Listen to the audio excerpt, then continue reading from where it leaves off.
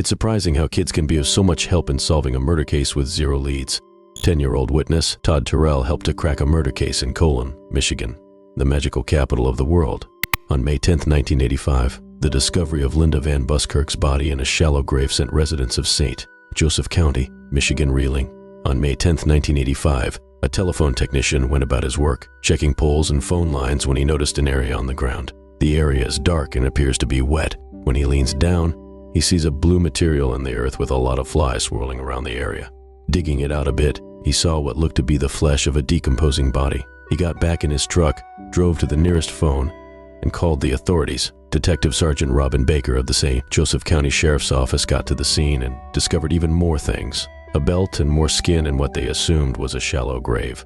Initially, they assumed that the body was face down, then the crime scene technicians began exhumation, a process that took hours as they searched the dirt for a decomposed being. They unearthed the body of a white female, decomposed and unrecognizable. However, the clothes the body was in matched the clothes of a missing persons report for 8 weeks at the other side of the county. The detectives believed it was the woman missing out of Three Rivers, Michigan, a centrally located town amongst Three Rivers Portage, where most residents know each other. Everybody knows everybody. The disturbing finding was made about 6 weeks after Linda, 26, a self-employed divorced mother of 2 working hard to make a life for herself and her daughters, went missing. Bruce Van Buskirk, a Three Rivers police officer, met Linda Jacobs, and they eventually got married. Linda Jacobs was a strong Christian woman, and after she got married to Bruce, they had 2 daughters. But their marriage was only good for a few years and didn't stand the bad times. They split and got divorced because of infidelity. Linda was left to take care of her girls as a single mother, with the help of her parents, starting her life afresh, getting her life back together after dealing with the divorce. She made sure to provide for her girls and even rented a house on Day Road in a rural area of Three Rivers. Jim Briney met Linda at their local church. He said Linda was resilient, independent, and smart. He offered his home as a place to stay because he traveled for work. When he was in the area, he would stay with Linda's parents, Paul and Evelyn. Linda accepted Jim's offer and moved herself and her girls into his house. Linda, financially struggling at the time, started a lemonade stand with her girls. She also sold other baked goods out of the home. Jim Briney then said whenever Linda had some time to herself, she would walk the nearby trails. Just walking probably helped her clear her head, so that's what she did. On March 26, Linda told her parents to help watch her kids, and the 26-year-old heads off on her walk. It was a beautiful day and 70 degrees outside, but as the sun set, there were no signs of Linda. She didn't show up to pick up her girls. The devoted mother's disappearance immediately sent up red flags. Her parents, Paul and Evelyn Jacobs, make calls to friends and neighbors hoping someone has seen their daughter. But with no sign of her, they called the police. Linda led an exemplary life, said Jeff Middleton, former chief assistant prosecutor for St. Joseph County. She had never been in trouble with the law. She didn't drink or use drugs, and she was a very active member of her church. Linda's parents informed the detectives of what she was wearing and gave them a picture of her. The next day, the search for Linda began. The townspeople helped search for Linda. The roads she would take her walks were rural. There were no street lights, and the houses that were there were not close together. On either side of the roads are forest and farming fields. When asked, neighbors recalled seeing Linda walk by, but they didn't have any other information to add. Detectives spoke with a man who lived near the intersection of Day and Mount Zion Road.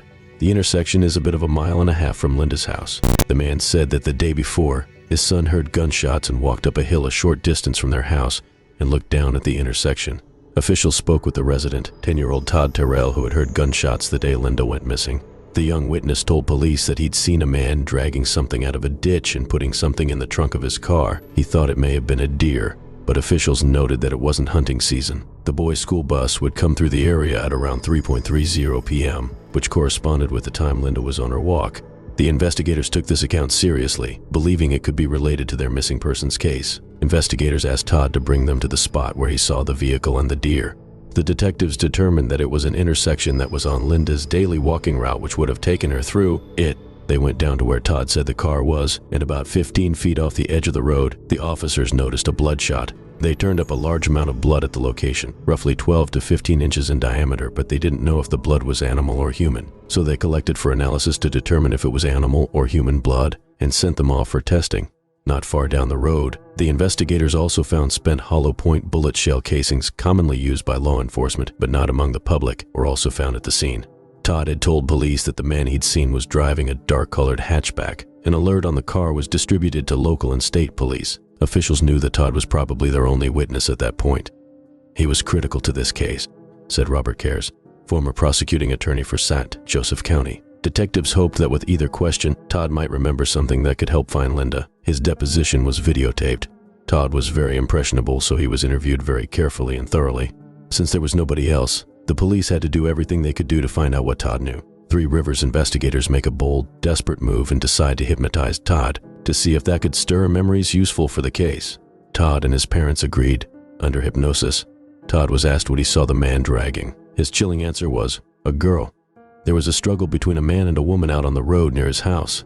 The discovery of the shell casings confirmed Todd's story. The officer stopped vehicles, bathing the description of the vehicle, and asked to look in the trunk, believing the hunter Todd saw may have seen Linda. The detectives were desperate to find the man. At this point, investigators didn't know if Linda was missing or dead. They visit Jacobs's home and alert Linda's family about the worrying developments. Her family is alarmed and concerned. Nonetheless, the search for the dark hatchback expanded as neighboring counties were notified and more people stepped in to help. Linda's disappearance was heavily publicized and everyone was looking for the hatchback, but they couldn't find it. The Michigan State Police, the St. Joseph County Sheriff's Department, the Three Rivers Police Department, and more agencies united their efforts for the case. Detectives pursued every possible avenue, starting with Linda's ex-husband. They began by interviewing Linda's ex-husband, Bruce Van Buskirk, a police officer for the community of Three Rivers. The Van Buskirk divorce wasn't amicable. There were issues involving custody of the children. What's more, because he was a police officer, Bruce had access to hollow point bullets. The factors all raised suspicions.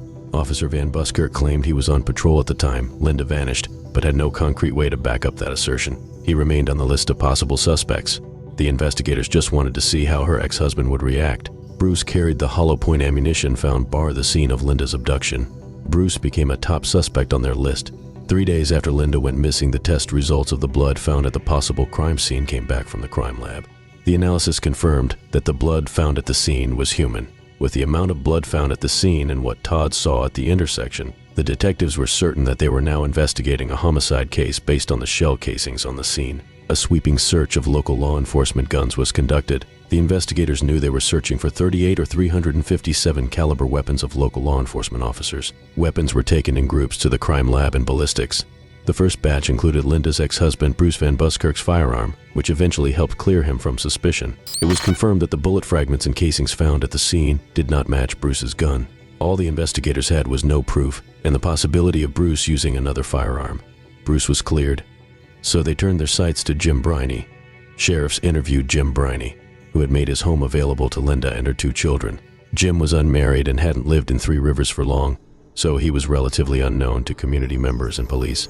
He was brought down to the station and was treated harshly as they searched for what he might know. Shortly after the interview, the investigators confirmed Jim's airtight alibi. He wasn't in town on the day Linda went missing. That cleared him as a suspect. At the same time, investigators continued to seek assistance from their lone eyewitness, Todd, who worked with a sketch artist to create a composite drawing to help in the investigation. The sketch was circulated to the media to help to rustle up tips, but about 6 weeks passed with no tips or new leads, and investigators feared Linda may never be found. Then, on May 10th, late spring, an urgent call came in from a phone line technician who discovered something strange 16 miles east of Three Rivers on a remote road outside of the village of Three Rivers. A partially buried body. Her identity was confirmed through dental records, while an autopsy ruled out sexual assault and revealed she'd been shot 3 times, in her arm, shoulder, and head. The headshot seemed to be the final kill, execution style. Linda's parents were devastated. Investigators thought this was not something that was done in a fit of rage or self-defense or anything else. It was a terrible murder. It was an execution. Jim Briney told producers that for Linda's loved ones, the report of Linda's violent end was profoundly devastating. Investigators focused on the remote burial site, which suggested the crime was committed by someone familiar with the area. Police continued to canvass the community for witnesses. They spoke with the employees of a few nearby businesses. During one of these interviews, a local gas station attendant recalled seeing 25-year-old Ricky Moore, an auxiliary police officer from Mendon, on the day Linda disappeared. His father, Larry Moore, was also in law enforcement, a sergeant at the sheriff's department, and Ricky was a reserve deputy. Ricky lived with his parents in Three Rivers, not far from the intersection where Linda was killed. The Moore family also had a cabin in Colon.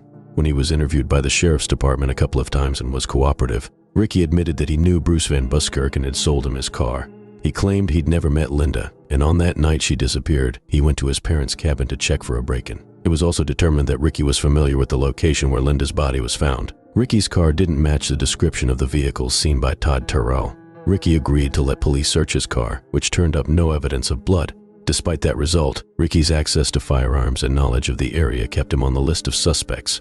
Officials' next step was to go to Ricky's house and get his gun. Ricky initially protested but eventually handed over the firearm with sweaty palms. The gun was sent out for testing immediately. Police obtained a search warrant for Ricky's residence, where they found hollow point bullets. On May 17, 1985, Ricky appeared in a lineup, but Todd Terrell was unable to pick him out of the group. Even the sketch didn't match Ricky's face. It was a disappointing blow for investigators, and they understood that Todd couldn't identify who the killer was from the distance where he stood about 200 yards away.